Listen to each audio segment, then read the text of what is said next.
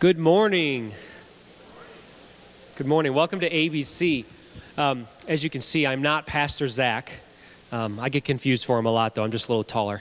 But Pastor Zach is over in worship today, actually, and because today we've got special presentations. We are going to be hearing from our Costa Rica mission team and folks who went to Nicaragua, at least one of us. So it's going to be a good morning, but let's begin in prayer.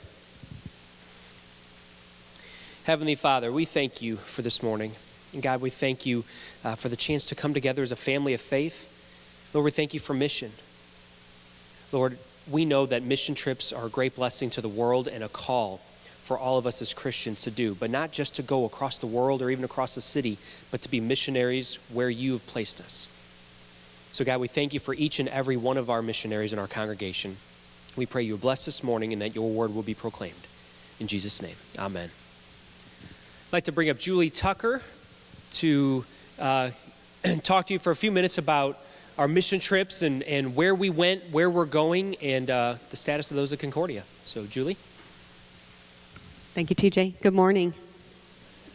Excuse my cold. I've had it for a while. It seems to like me a lot. But I wanted to thank you again. You know, your support and encouragement and love for people and Jesus and making sure that people around the world know Jesus make all these missions possible. This year, we added another mission trip, and it was to Nicaragua, and Pastor TJ will be coming back up to share a little bit about that. But in the future, we're looking at, on the table, I have a sheet of paper, just a spreadsheet for you. We're looking at adding the potential of 3 new mission opportunities. One would be an age appropriate, which is all of our missions, but it would be for people who are 21 or older.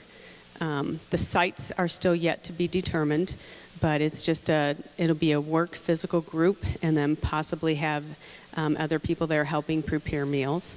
The second one we're looking at doing is a family mission trip. The family is still, there's an age to it because most places will not allow young students at the mission field, but we're looking at adding that. And at this point, I know we can go down to at least 5th grade students. And then the third one that we're adding, and it will likely be in Costa Rica, will be, I don't want to say senior citizens, but it's for like us older, 50s and up. I don't know if I'm really going to put an age on that, but it's in Costa Rica where we go in the jungle is a little rougher, but there's a beautiful hostel that we have stayed at and a real strong need for the gospel to be proclaimed right in San Jose, and a very, very, very strong need for eyeglasses. And of course, with the eyeglass clinic, we have the opportunity to share Jesus with people. And so that's going to be our 3 that we're looking to add for next year. So if you're interested in that, if you can please put your name and information down on there, just so we have an idea if it's something we need to try and move forward with and start going with.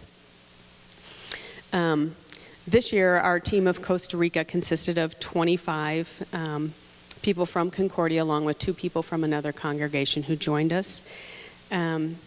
We saw roughly 168 people. Now, you have to understand where we're at in the jungle is only about, I think, 700 people live there. I think the furthest person I know walked was it 3.5 hours to get to the clinic? It was a long walk, and the problem happened when we had torrential downpouring. Usually when we're in Costa Rica, we may be getting a slight rain shower in the middle of the afternoon, and then it goes away and it's sunny and hot again. But just about the entire time we were there was a lot of rain, which is, if you remember, forced us to really leave earlier than we had anticipated. And we were actually just very blessed to be able to get on those boats because they weren't taking people out of there and get out of the Chirolas area. The day after we left Chirolas, the last bridge that allowed you to cross over to get back up to San Jose was washed away. So by God's grace, we did get out of there. Otherwise, I don't know how long we would have been down there because I know the infrastructure is pretty slow to get things moving there.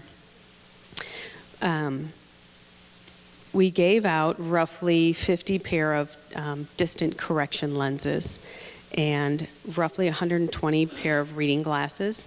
And so that, again, when we only see in 168 to 170 people, that was a lot of glasses that went out, and a lot of glasses that They don't get there. If they have a doctor come there, a doctor comes to the island every other week, and that's even iffy. The doctor gets there every other week, and oftentimes it's just a nurse that comes up there.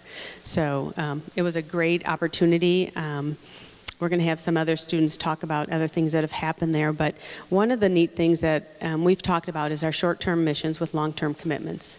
And that is primarily because it is the only way for us to develop relationships strong enough to be able to support the weight of us sharing the word. If we just go into a country and start talking about Jesus, a lot of times people will push back on that. But after you've been there for a few times, people are more receptive and open. They begin to trust you more. And this year we had some great opportunities. Diego, you'll see him. He's up next to one of these little animals, a sloth. Is that what no. Sloth, yeah. And he has been our bus driver for the last 3 years. However, he has never gone up river with us and stayed with us and actually worked with us. But after the 2 years of being with him this year, I think he felt comfortable enough with us and joined our team out there. And I'll tell you what, it was a blessing to have him there. He's a real neat guy. He loves the people, loves the language, loves the community, and is just very supportive of the mission that's going on there. Bill was invited this year to preach at the church in the jungle. So, again, those opportunities I don't know how long it would take for someone to come to Concordia before he was invited to share the pulpit. But that was a great opportunity. And we also were able to have a baptism while we were there with one of the local girls, and one of our participants, Javier, will share about that and the conversation that led up to that. So before we go into Costa Rica, I just wanted to wrap that up so you know kind of where we're going with our mission program. They're all going to be age appropriate. They're all going to be long-term commitments on short-term mission trips. And I want to bring TJ back up here, Pastor Winters. He is representing the team that went down to Nicaragua. They were down there over spring break. Thank you, Julie. Is there anyone here who went to Nicaragua that would like to come up? Anybody who went to Nicaragua who would not like to come up? But no? Okay. So Nicaragua, we went over spring break. I think I got pictures. Okay. So I'm going to start from the beginning. And Nicaragua, I think most of the participants were from Men's Bible Breakfast. It was open to the congregation, but a lot of those guys filled it up, and it was a great trip. But you can see these two crosses up here. And our mission to Nicaragua was to create a place to worship, a Lutheran place to worship in the city. And we were able to do that in the Lutheran Hour Ministries headquarters, but they had no furniture. They had no way of facilitating worship. And so one of the things we were doing was building an altar and a pulpit and a baptismal font so they could hold worship services. Well, as you know, as when we worship in here, we've got a cross behind us, and over there, and many places in church, you have a cross. It's a symbol of Jesus Christ. And so we built 2 crosses to bring with us. And so this is upstairs in A206, and you can see they're getting ready to pack them, but we packed those and brought them. Kind of look like skis. It was in a big ski package, I think. But brought those with us, and we were able to, you'll see pictures of them later, but put those in a few different places in Nicaragua. So that was really neat. I think Kevin Ampt and a few other guys took lead on that. That was the team that went, and it was a good team. A small group. It was about 18-ish. I'm not counting right now. There may be a few folks not in there, but great group of folks that went. And when we went to Nicaragua, this is a night shot of the city, but the first thing we did is we flew into Managua, major city there, and then we drove over to Leon, which is where we stayed in the city of Leon. And Nicaragua's got volcanoes around and beautiful scenery. But when we went in spring, it was right before the wet season, the rainy season. So it was pretty dry, although it looks kind of green there. It was very dry, very dusty in between the major towns.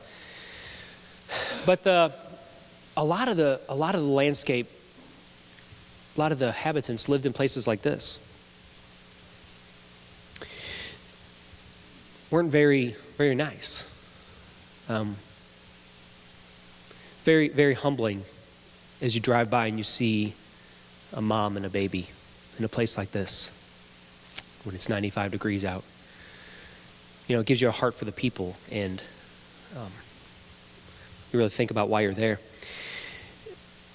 They traveled oftentimes on bicycle. Plenty of cars, but a lot of folks would ride bikes. And you can see she's got a 3-4-year-old girl on her lap. There's another picture that it isn't, I wasn't able to get a clear shot, but there was a dad riding a bike with a baby on his back. Just very, very interesting for me. I mean, I've never been out of the country, so a lot of you who travel, I'm sure you've seen all sorts of different ways that folks travel, but I haven't. And even going down the highway at, 60 miles an hour, standing on the back of the truck holding on. You can see that guy's shirt blowing really fast. It was very interesting. But we traveled from Managua in a bus, in a little, like a big van thing, in a pickup truck. We had to have 2 vehicles. And this is what Leon looked like. This was the city of Leon. And it was really neat because you could walk everywhere. So it was kind of like being downtown anywhere, downtown New York or downtown Chicago, where you walk and all the shops are there, and city life is really cool. Interesting thing about Nicaragua is that you can see the buildings aren't very tall. They had a huge earthquake, I think in the 70s or 80s, and it really decimated a lot of the landscape. And so from what I was told, they didn't build buildings very high anymore because they are more earthquake prone and don't want that to happen again. So one of the first things we did when we were there, though, we arrived on a Saturday. We did some work a little bit, but then on Sunday morning, we went to church. And we went to the only Lutheran church in the area, and here's what it looked like from the outside. So some folks were there building the wall on the outside, but this was a place where we worshiped. And they've got a pastor down there, and you can see behind him, you can see Dwight right there pointing up to the cross. This was after worship. But this is where we presented them the cross, one of the crosses that we made here, and they hung it in the church that day. So it was really neat, kind of a neat, tangible thing to see mission happening in that way. But what was interesting, as you can see, this was very spread out. This would be what we would call a parking lot, but there's no parking spaces or anything like that, but there's houses all around. So people just started walking to church. It was really cool. As church was getting time, they started walking. And the funny thing is that people talked about all the time down there was Nicaragua time, which is like ish. So church started at 8-ish. So he would start roughly on time, 8:05, and people would still come in at 8:25, 8:30. Not like here where there's like a few folks, but like lots of folks would still be coming in the middle of the sermon. It was pretty funny. So after church, the place we did a lot of our physical labor was at the Lutheran Laymen's League, which is a ministry with Lutheran Hour Ministries. And we spruced up the place so that there would be a place to worship Jesus in the city. Because as far as I know, there was no other Lutheran churches around that area in the city. And so this was the room, kind of looked like before that. We repainted it, did some work on it, made it look a little nicer, fixed up some windows and things like that. And there's John Marshall painting on scaffolding. But so we spruced up that room and then built furniture. So this was the beginning of an altar. And that's the beginning of the pulpit, I believe. And John's working on that, and Dwight and Ron continuing on. And it starts to come together. You start to see this nice furniture. Kind of a neat thing, too. So Danny Kennel and Jim Jennings are 2 guys on our maintenance staff here. They do great work. They built the furniture in the sanctuary. They built the furniture that used to be here, the altar furniture. And so they gave us plans to build furniture there. They drew up the plans for us, drew out the measurements, the pictures, all that stuff, and we bought the wood and did what was needed. So that was really cool. And I've got a picture of that at the end that shows it completed. So the second mission, aside from setting up a place to worship in the city, was to have English conversations. And so what that looked like was just talking. I mean, it was interesting because at first it kind of felt like I'm not really doing anything. I'm just talking to people. Like, we're just talking. Not teaching them vowels and not, going over sentence structure. There's a school there that teaches English, and people have to pay to go to it. So you'll have anybody from 8 years old all the way up to adult. And it's outside of the normal school curriculum and things that they go to. So they go here to learn English. And so our job was to sit down in a classroom with them and talk for 2 hours with 3 different classes. So we would just talk for 6 hours straight. It's kind of like Pastor Zach and ABC. And so we would sit there, and so we would have these conversations, and we'd ask them questions about what's your family like, what's technology like, what are, some worldview thoughts, just things to engage them. And then we would gently, with their prodding, correct their English when they would say something incorrectly. But we would also talk about faith. And we talked about Jesus. And so many people there were wanting to hear about Jesus and hear about church and wanted to see pictures of the church and how things work. There's a lot of folks who love God down there, and there's a lot of folks who don't know God. And so it was really interesting. This is what one of the classrooms looked like. That was a group of, I guess, college-age students that Lonnie and Josiah Marshall and John Marshall and I in the back there got to hang out with. There was a few more of them in the room, but so we just talked to them for 3 days straight. And it was very interesting, very neat to talk to some of these folks. And a lot of us are friends with them on Facebook now. We'll still communicate every once in a while. And it's really neat to build up those relationships. And just like Julie was saying earlier about going back year after year to the same locations to build up relationships. And if the Costa Rica team hadn't gone back to the same place with the same bus driver for a few years in a row, that guy would have never joined them. So it's really neat to build these relationships and go back. And again, talking about Jesus, talking about life, answering their questions. The first day, it got really deep really quickly. We started talking about Christ and the love he has for people, but what about those who don't believe? They were struggling with some of these questions that a lot of us struggle with. And so it was really neat to be able to talk with them about that. Example of just walking around Nicaragua or Leon. Another picture of what the classes look like. You sit in a big circle, and that's what it looks like. You talk. So something I thought I might share with you. A couple of the things that they have these folks do is for their testing, for their English, is they do this rapid fire thing at them. So a student will get up and stand in front of their class, and the teacher will say, home, and, casa. They have to say home, and they'll say family, familia, all these things. So they'll say words in Spanish, and then the person being tested has to say them in English. But it's like very fast. So I thought I'd show you a quick video of that. It's very interesting. You won't be able to understand it, but you'll hear it. No soy, me gusta, no me gusta, tengo, no tengo, mi color favorito es, mi deporte favorito es. So he's yelling things at her to say, and she's saying them back. Phone cameras don't pick it up that way. Tengo una linda familia. Mi cumpleaños es. I mean, to stand up in front of everybody, have to say this. The other thing they have to do is sing a song in English.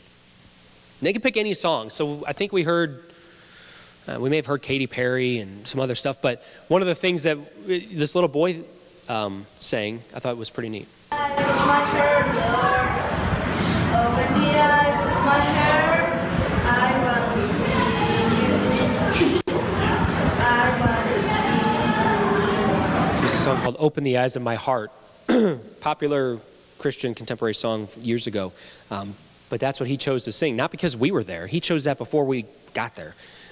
So it was really neat, and I talked with him further. His name's Hugo. He's a really neat kid. Got to worship with our Concordia family while we were there. A lot of us watched the video stream, so I wanted to make sure you saw that. And then at the very end of the English classes, we were all spread out. So I was in a class with, as you saw, John Marshall and a few other guys, and Ron Lambert and a few other guys were in another class, and so we were spread out.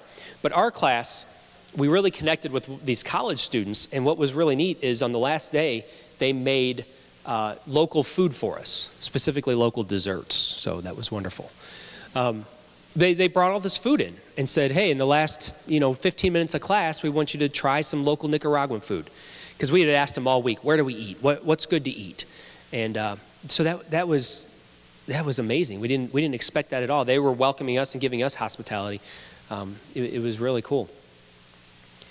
So the final night then, we had church. And we invited all these students that were in the English conversations with us. And they came to worship. So that you can see the altar furniture there. The pulpit, as you're looking at the picture, the pulpit's on the left, altar in the middle, of course, and the baptismal font, which they were still getting a bowl for, is on the right. But that's the place we worshiped. And we had church with that pastor. We went to church in the beginning. We invited him, and he preached at this service. It's a Lutheran church, Lutheran service. And I played piano and led music, did a few hymns, had to learn a few of those hymns in Spanish. That was pretty fun. And tried to teach a few of the other guys how to say these words. So we did How Great Thou Art, and How Great Is Our God, and Jesus Paid It All. So they had a keyboard there, so I set up a little keyboard and set up and played music for it, and that was really cool. And I read liturgy and shared some of the pastoral duties with the pastor at the end. And then we also had one of the folks on our team come and read the scripture as a lay reader, so that was really nice. But most of the people in attendance were from the schools that we were having these English conversations with. Again, a lot of them for a 6 p.m. service came at 6:20, but it was really good. It was really neat. You can see them there. So there were 35 people there, and this isn't a church specifically. This is a chapel in a building, and that a lot of these folks may never heard of, and so it was really neat to see them come and join. And then immediately following that, the last thing we did was we gave diplomas for the English conversations. And that wasn't our idea. That was the local leaders there. And we, honestly, a few of us thought, is anybody going to care? They talked to us for 6 hours. That's it. Is anybody going to care? Well, a lot of people came. The room was packed. And it was really amazing. They cared a lot.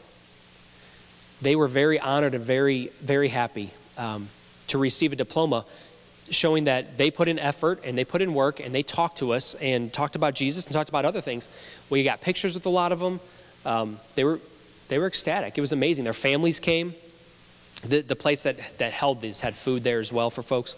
And so it was amazing. And we wrapped it up and came home. So it was a very neat trip, great bonding experience with all of us who went, and really great to spread the love of Christ, not only through creating a place to worship Him in Nicaragua, but also through having these conversations and talking to folks and being able to not only preach, but also just talk about life and answer questions. And so it was really great. Thank you, guys. Julie, ready?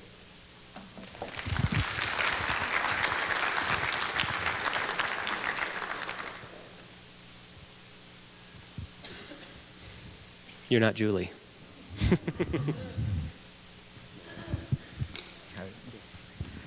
Good morning. My name is Javier Perez. I've been coming to this church for 5 years. So I don't know a lot of people here, but I do come here. Anyways, the trip to Costa Rica is an interesting trip because it's very, very hard in terms of work. And rarely do I get the chance to be in the classes because I feel bad. It's really hard, and a lot of young women come too, so I feel bad for them to be outside in the heat and the rock, so I'm always over there.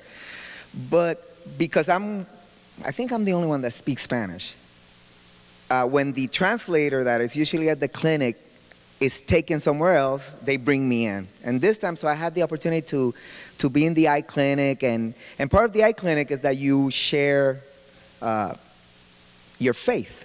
After you serve them and getting them the eyeglasses, you share your faith. And this young lady, as I'm talking to her about the faith, about believing in Jesus Christ, how Christ, the sacrifice He paid for us, suddenly she said, yeah, I accepted Christ. And I say, oh, good. Have you been baptized? And she's like, well, what do you mean? So I started talking to her about the baptism. And as you've heard, there's so much water in Costa Rica that I said, well, do you want to get baptized now? I mean, we're not lacking water. So that's when I went to Julie, and we have Pastor Tucker. We have so many people to baptize her. So that's what happened in this event, I guess the video's coming out. Y que es bueno que ser bautizado. Yes. Does she have a middle name? ¿Tu nombre completo? Shirley Arcetes. Acetes. Shirley Acetes. Shirley Acetes. I baptize you in the name of the Father. Te bautizo en el nombre del Padre, del Hijo, And in the name of the Holy y Spirit. en el nombre del Espíritu Santo. Almighty God, who's given you this new birth of water and of the Que el Spirit, Señor que te ha dado este nuevo crecimiento en nuestro espíritu and taken away all of your sins, y que te ha borrado todos tus pecados, strengthen you with His grace to life que everlasting. te ha dado vida eterna. In the name of the Father, En el nombre del Padre, and the Son, del Hijo and the Holy y Spirit. del Espíritu Santo. Amen.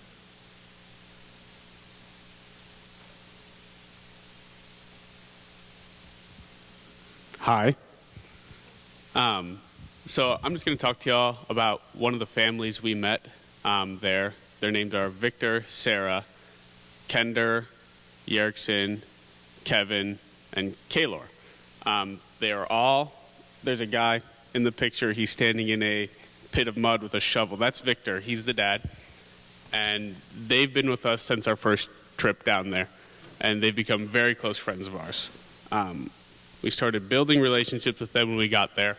And he introduced us to his kids the first year, his wife the second year, and we stayed with them.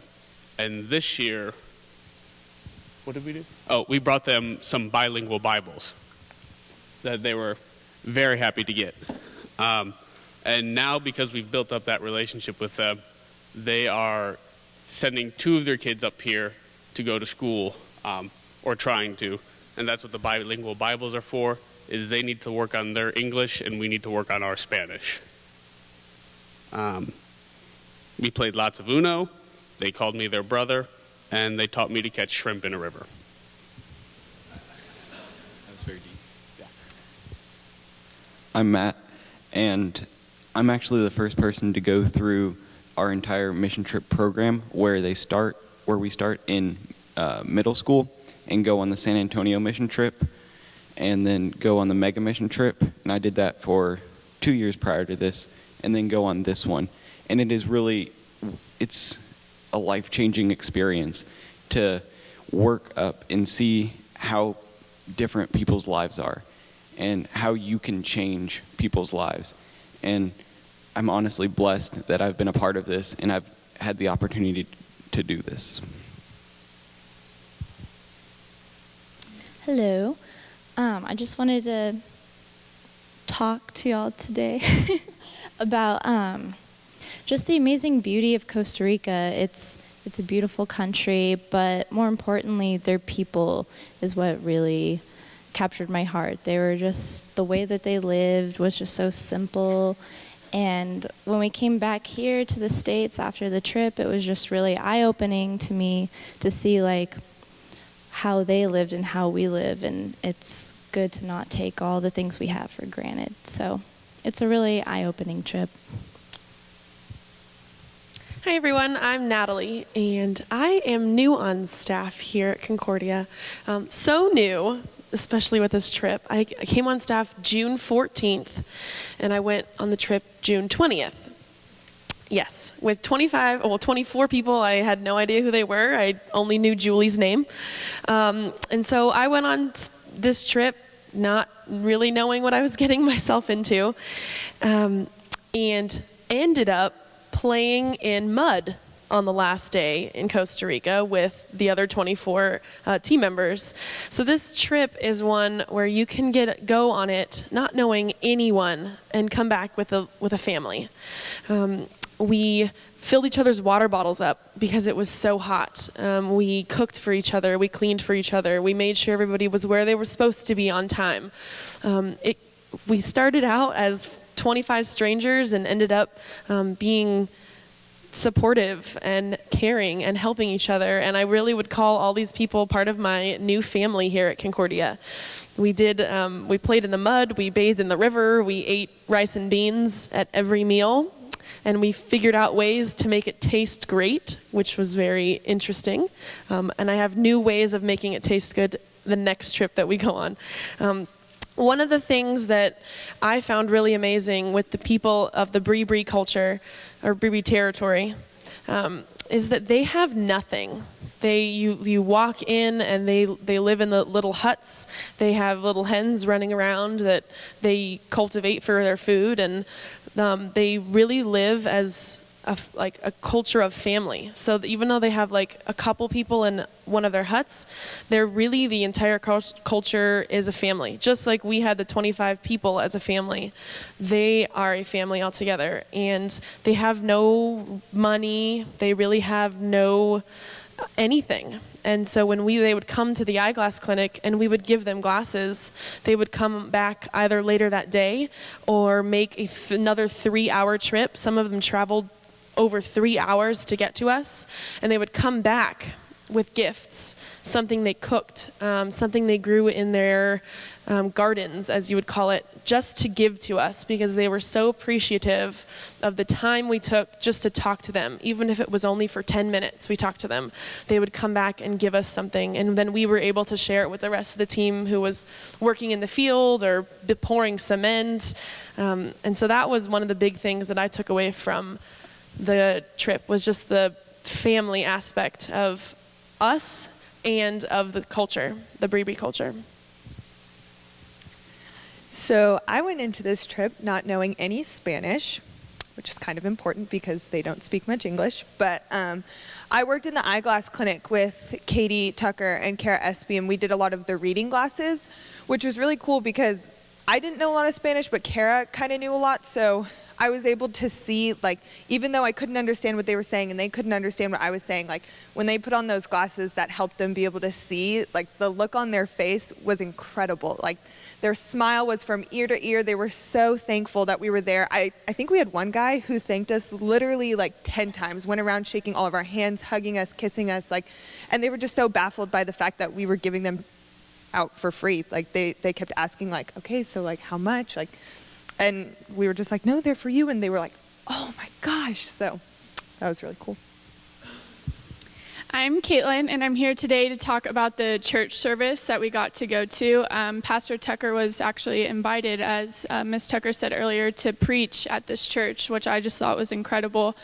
So as we were walking up to the church, they were playing this like really loud music, and I was just thinking, oh no, like what is this? Like what am I getting myself into? So we walk in, and everyone there just has the biggest smile on their face.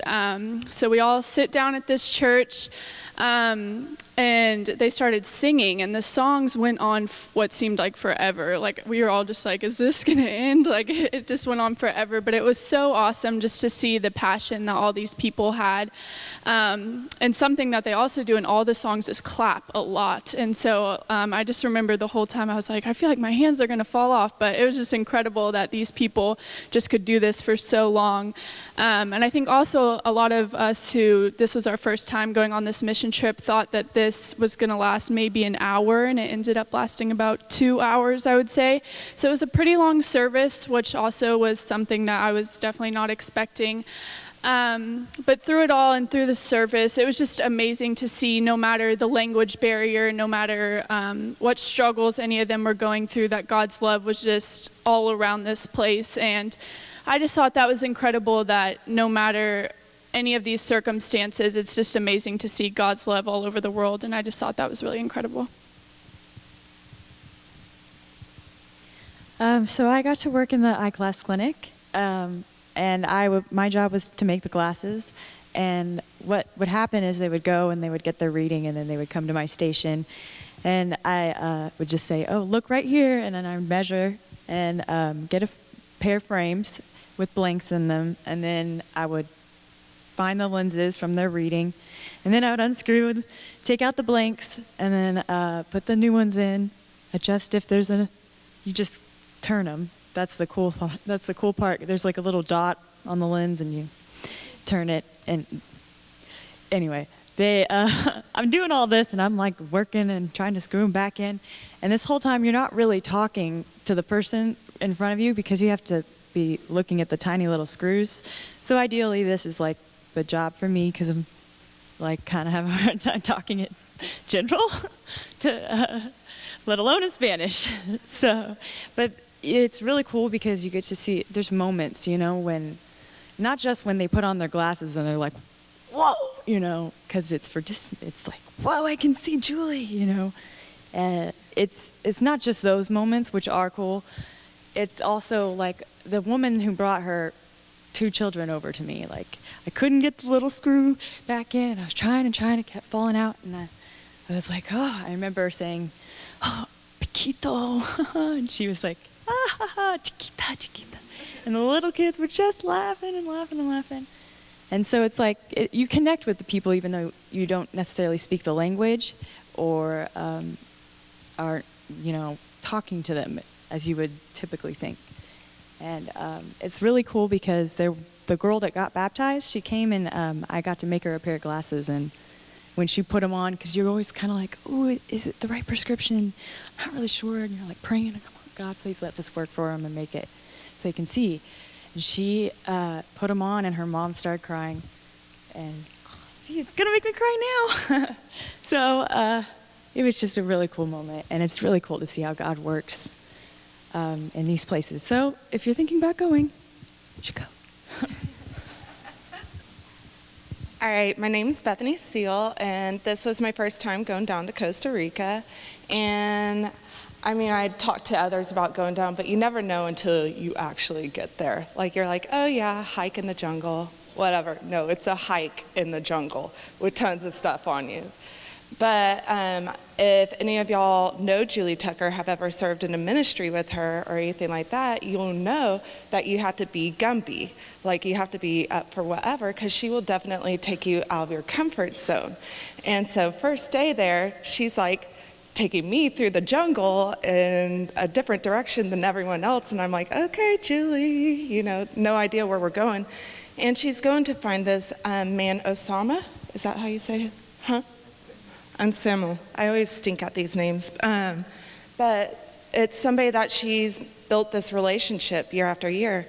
And she goes there and he's like, oh, Julie. And he like brings her inside the house and get to meet more people. And she's trying to witness to him and get him to come to the eye clinic and all this stuff. And eventually what he does is he comes and talks to us about the culture. So every night we all gather together and we do our highs and lows, like what good things happened that day and stuff like that. And he came and he spoke to us about the Bri culture.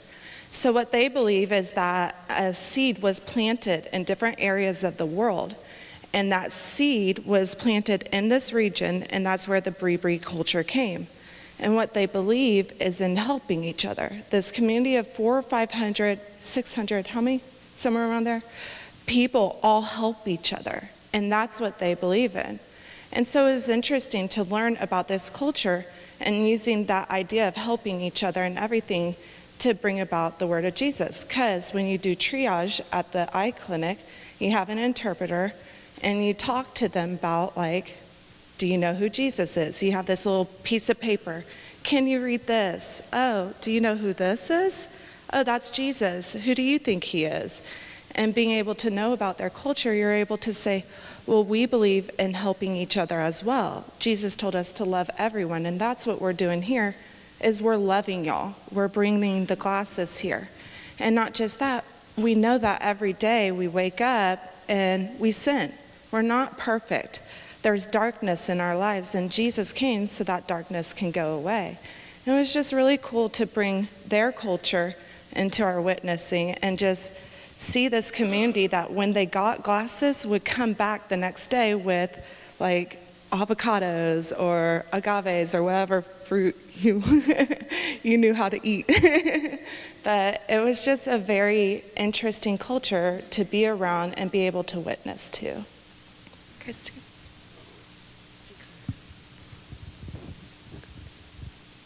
Do I say my name? Oh, okay. Hi, I'm Christina. I'm his daughter. This is my second time to do Costa Rica. And it was really nice to like come back on the first day, and I saw these 2 little girls that me and my sister had bonded with the previous year. And so that was just kind of really nice. And the fact that there were so many people that like remembered us and they remembered who we were, and just to like rebuild that like friendship and relationship. I did mostly construction or work, labor, however you want to say it. And so it was just really nice to see how everyone would just support each other, because it was really tiring and it took out a lot of energy. So it was just really nice to like walk back and someone be like, hey, good job, you're doing great, isn't this fun? Kind of stuff. And you're like, no, not really, but yeah. And we just like fill each other's water bottles, and like just, we were just there emotionally for each other and like physically. If like someone was getting tired, it'd be like, hey, I'll do it, like let's switch. And it was just like really nice, and it was a really good experience, and hopefully it's not my last time in Costa Rica. So yeah. I'll share something really quick. And this is for you, because when Pastor Tucker was preaching, the actual congregation are so appreciative of the labor we did there. And so actually they pray for you guys. They pray for the church because they recognize that the church is the one that is supporting us. And so I just wanted to share that, because they really, I mean, for them, they... it wasn't really the pastor. The person leading, the lady leading, made a real purpose to make everybody in the congregation understand that what a gift the Lord was blessing them with, and how this little tribe in the frontier of Costa Rica, how God remembers them and is providing. And so they lifted all you guys, the entire congregation, the entire Concordia, they pray for you guys. So I just wanted to share that. So we talked a little bit about the hike through the jungle. And so what we did is we hiked through this jungle, and the place that we stayed was actually the high school. And high school there is not 9th through 12th grade like we've got. It's kind of like knowledge level. So whatever age you are and match to this knowledge level, that's where you go to the high school. And so we had two different crews. We had the work crew, which is what Christina was talking about. And we leveled out a field so that they could have concrete poured later on to do basketball and soccer and different games. And we also built a concrete walkway between the cafeteria area and the dormitory area. So we were able to do that. And then the other team that we had was the eye clinic. And when they told me eye clinic, I had no idea what that meant. I thought there was going to be an eye doctor with us. Well, there wasn't. We were the eye doctors. And so what would happen is somebody would come, 15 minutes away, or some hiked, 3 hours was the longest one, probably more, to come to our eye clinic. And the way that they heard about the eye clinic was not through text message or posters or email blasts like we get at Concordia. It was actual word of mouth. And so for someone to come from 3 hours away, that means that somebody had to come from 3 hours away the first day and visit us. So they would come in, and there was actually like this huge line, I think the first day, of like 30 people waiting to get their eyes checked. And they would come and they would do like the eye chart, and they would actually point with their finger. It was like this E all turned different directions. And so they would have to point with their finger which way the E was going. And that's how we knew kind of where their eyes were at. And so from there, they would meet with the triage, which is what Bethany was talking about, and we would try and gauge where they were with their eyes. Also, we would gauge where they were with their hearts with Jesus, and so that's kind of where that whole piece happened. From there, they would either go to a reading glass station so they could learn, so we could see like what prescription they needed for reading. And then they would come to the autorefractor. And the autorefractor is, you've probably seen me across the screen going like this, with like this like contraption to some guy's eyes. It'll come up. It's like this machine that beeps at you, and if you don't get it right, it just really beeps at you. It goes ee a lot, and it's like really, really annoying. But if you get it right, the people can see. And oftentimes, we wouldn't get the best reading because of like the light or because of the person's eye. So if they had something wrong with their eye, we wouldn't get a good reading. And so we would have to go over and over and over and over and over again. And often, not oftentimes, but once or twice, there would be people that we couldn't get readings on. I just couldn't get a reading. Julie would come in and she would try to get a reading. Carla would come in and she would try to get a reading, and we just couldn't get a reading. So what we would do is we would take the closest we could find lens and we would hold it up to their eye and just do that kind of check. So it often took like an hour or two to get someone the prescription they needed so they could see the person standing in front of them. And I remember one person said that they were getting headaches, they couldn't walk, they were afraid they were going to fall. And this person was someone that we could not get a reading on. I could not get the number that we needed for the glasses. So Julie took them and sat there for about 45 minutes trying to find the right prescription. And then we found one. And he walked out, I think, with the biggest smile on his face because he wasn't afraid of falling.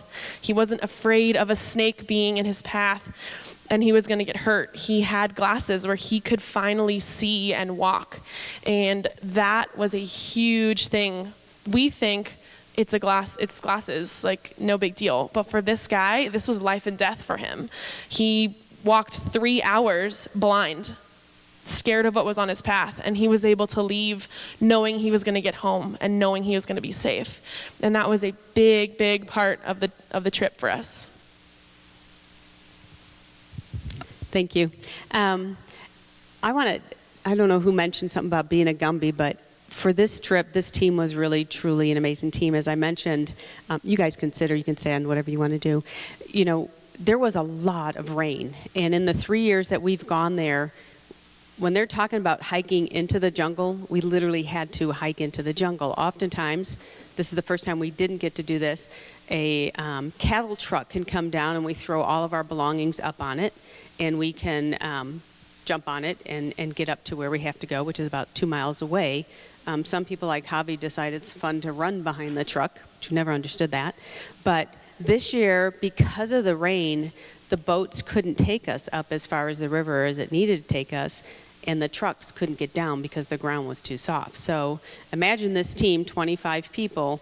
Not only did we have our own backpacks with our own personal belongings, but most of us had like another pack in front of us that we carried on the plane or just to use overnight, but we also had 8 foot lockers of eyeglass equipment and stuff. So it literally was a hike in, and Mike was just saying, going in was kind of easy because you're pretty excited about that, but by the time you're done, you're pretty exhausted. Coming back out of the jungle was a huge task, trying to get everything out of there. It was a little bit lighter, but it didn't make enough of a difference that I think anyone really noticed it. But by God's grace, we had a great team, and truthfully, just getting out of there with the rain was really miraculous. Interestingly enough, in that area, Jonathan is a gentleman. You've seen him in a few of the pictures here, and he's the one that was interpreting for Pastor Tucker when we were doing the baptism. He has been going to that region for 8 or 10 years, and he said he has never seen that much rain ever, in period. And, you know, for us, as the adults there trying to lead the team, we were truly...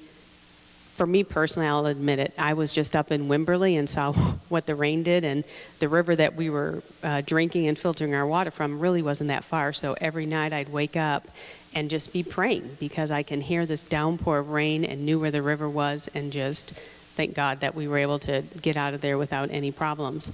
But Jonathan was saying it is unbelievable the amount of rain. And there's one picture up there that shows even inside of Shirolis, after we came off of the river, how much damage they had from the flooding. And they're still recovering from those efforts.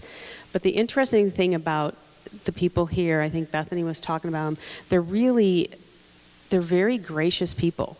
They take care of their property, and they take care of the earth, and they just cultivate relationships. But Jonathan was telling me that, and I didn't know this until this trip, we are the only team that goes there. Nobody else will venture into this area and work with them. So it's a neat opportunity for us to be able to continue going in there, but for us to have the chance to sit down and talk to people.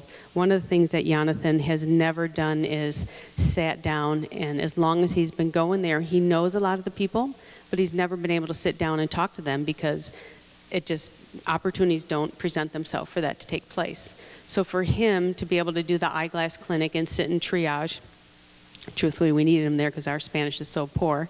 He said just to hear the people and understand more of their heart and understand their struggles was just a great opportunity that he's looking at other ways that we can continue doing this in that area.